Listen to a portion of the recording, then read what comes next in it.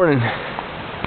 Well, being that I'm not that experienced in living like this, last night I made a couple of pretty crucial mistakes. One, I let my fire go out.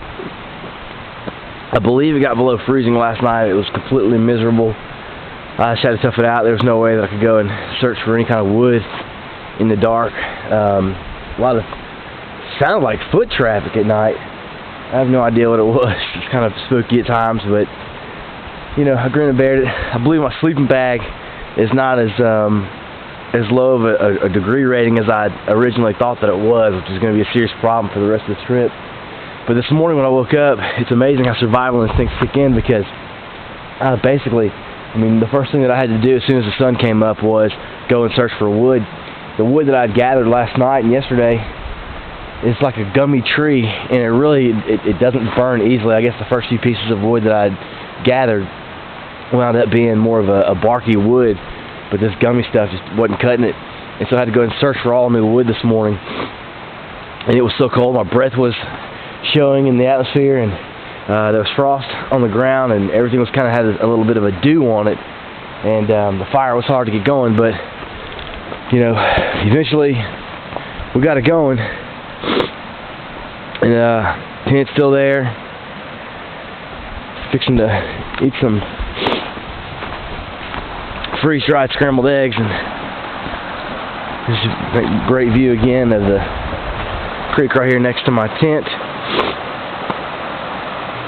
I tell you, this thing last night sounded like an airplane the entire night. Just when everything shuts down and it's all quiet, it's just amazing how loud this sound becomes. It was really peaceful, actually. I wrote in my journal how it was I almost developed a relationship with it, because it was kind of protecting me away from a lot of these sounds.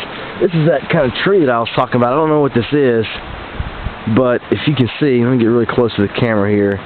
The bark on there, well, it's not really focused, but there's really not any bark. I mean, it's almost like a catfish doesn't have scales in a way, but it's just not very, it doesn't burn very well at all.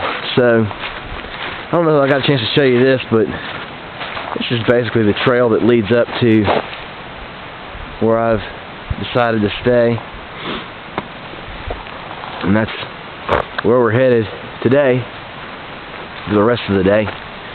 And we're going to backpack up and pack everything in, and with the lessons learned today, we're going to head off and try to find this Johns Gap waterfall and establish a camp probably about maybe 3 miles down the road, which, gauging from yesterday, it's going to take most of the day to get there.